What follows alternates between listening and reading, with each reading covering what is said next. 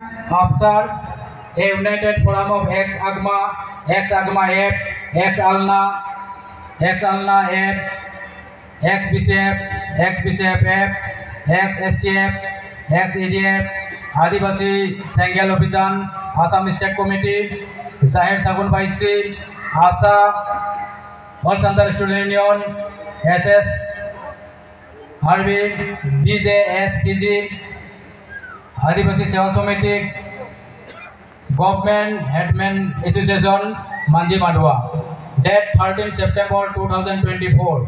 Venue Nobinagar, Loponghutu Playground, Kochugao, Pohong Punya Patra, Porti, Srijut Dr. Himanta Biswa Sarma, Mohodoy Komipiko.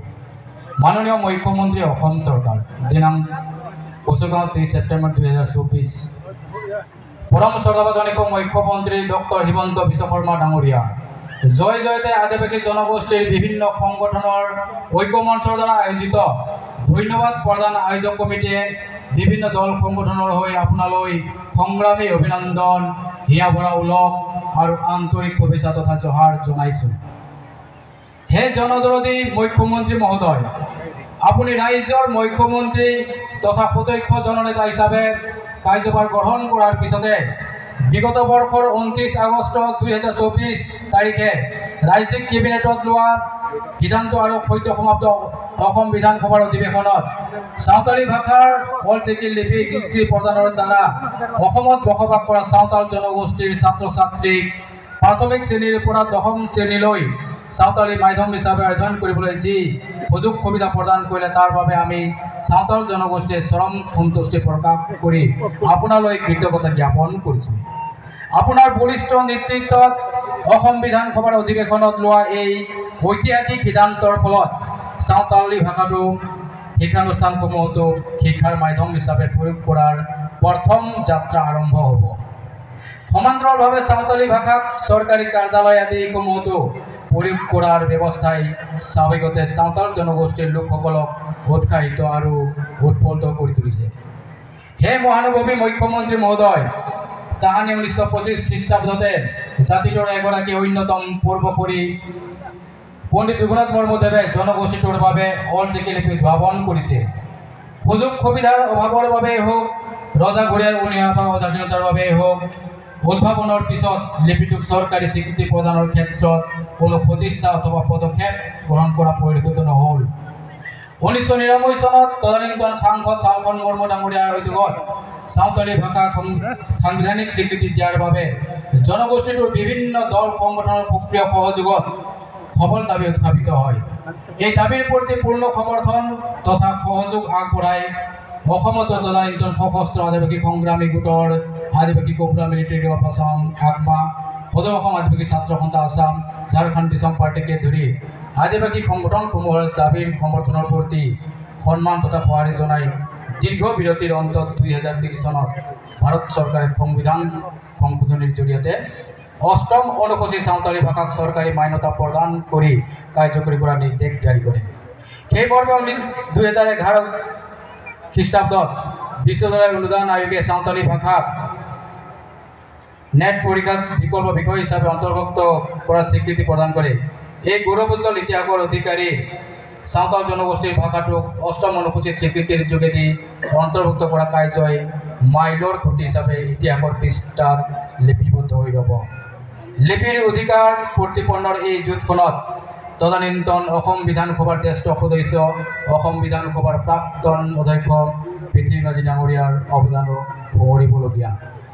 হে মহান নেতা, অসমৰ খিলঞ্জীয়া সাঁওতালসকলৰ জাতীয় পৰিচয়, জাতি মাটি ভেটি আৰু সাঁওতালী ভাষা অলচিকি লিপি প্ৰদানৰ বাবে আপোনাৰ বলিষ্ঠ পদক্ষেপ আৰু যুগান্তকাৰী সিদ্ধান্তৰ প্ৰতি অসমৰ সমূহ সাঁওতাল ৰাইজৰ হৈ কৃতজ্ঞতা প্ৰকাশ কৰাৰ লগতে ধন্যবাদ জ্ঞাপন কৰিছোঁ।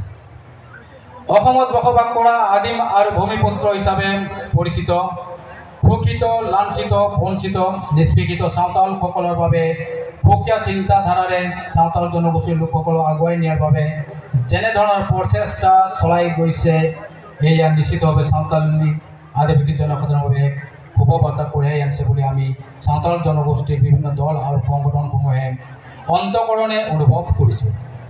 লগতে মহোদয়ৰ সৃষ্টিশীল ধাৰণা আৰু গতিশীল চিন্তাধাৰাৰে দীৰ্ঘদিন সংগ্ৰাম কৰি অহা আদিবাসী উগ্ৰপন্থীৰ দাবীৰ প্ৰতি সন্মান জনাই শান্তি চুক্তিৰ জৰিয়তে আদিবাসী কল্যাণ আৰু উন্নয়ন পৰিষদ গঠন কৰি মহোদয়ে সমগ্ৰ অসমৰ আদিবাসীসকলৰ মৰ্যাদা অক্ষুণ্ণ ৰখাৰ মহান কাৰ্যকে সম্পাদন কৰিলে। ইয়াৰ বাবে এই সুযোগতেই মহোদয়লৈ অশেষ ধন্যবাদ আৰু কৃতজ্ঞতা জ্ঞাপন কৰিলোঁ। সেই অক্লান্ত সৈনিক ৰাজ্যখনৰ মূল অভিভাৱকৰ দায়িত্ব গ্ৰহণ কৰি আপুনি দিনে নিশাই কৰা কঠোৰ পৰিশ্ৰম আৰু জনসেৱাৰ মূল্যায়ন অসমৰ ইতিহাসত সোণালী আখৰেৰে লিপিবদ্ধ হৈ থাকিব। আপুনি অসমৰ বিভিন্ন খিলঞ্জীয়া জাতি জনগোষ্ঠীৰ ধৰ্ম, ভাষা, কৃষ্টি, কলা সংস্কৃতি বিকাশ, ভূমিপুত্ৰৰ সুৰক্ষা আদিৰ স্বাৰ্থত লোৱা বজ্ৰকঠোৰ আপোচবিহীন সিদ্ধান্তত অসমবাসী হিচাপে আমি অতিশয় গৌৰৱান্বিত। আপোনাৰ কৰ্তব্যনিষ্ঠা, সততা, ত্যাগ আৰু মহানুভৱতাক অসমবাসীৰ লগতে চাওতাল আদিবাসী ভূমিপুত্ৰসকলে যুগে যুগে আপোনাক বৰণ কৰি থাকিব। হে মহান বীৰ পুৰুষ, বিকশিত অসম গঢ়াৰ সংকল্পৰে মুখ্যমন্ত্ৰী হিচাপে দায়িত্বভাৰ লোৱা দিনৰ পৰাই সকলো প্ৰত্যাহ্বান আৰু বাধা বিঘিনি নেওচি অসমৰ ভৱিষ্যত দ্ৰষ্টা হিচাপে অসমৰ বিভিন্ন জাতি জনগোষ্ঠীসমূহক বিশ্বাসত লৈ যি ধৰণে ৰাজ্যখনক উন্নতিৰ দিশেৰে আগুৱাই লৈ যোৱাৰ পদক্ষেপ গ্ৰহণ কৰিছে তাক আমি বিশেষভাৱে শলাগ লৈছোঁ আৰু আদৰণি জনাইছোঁ। সদৌ পৰম পিতাৰ ওচৰত আপোনাৰ সুস্বাস্থ্য আৰু দীৰ্ঘায়ু কামনা কৰি আকৌ এবাৰ আপোনালৈ কৃতজ্ঞতা আৰু ধন্যবাদ জ্ঞাপনৰ যোগেদি এই ক্ষুদ্ৰ প্ৰশংসনীয় পত্ৰখিনি আগবঢ়ালোঁ। এটি ভৱদীয় শ্ৰী অসীম হাঁসদা, মুখ্য উপদেষ্টা, ধন্যবাদ প্ৰদান কমিটিৰ অধ্যক্ষ, আদিবাসী কল্যাণ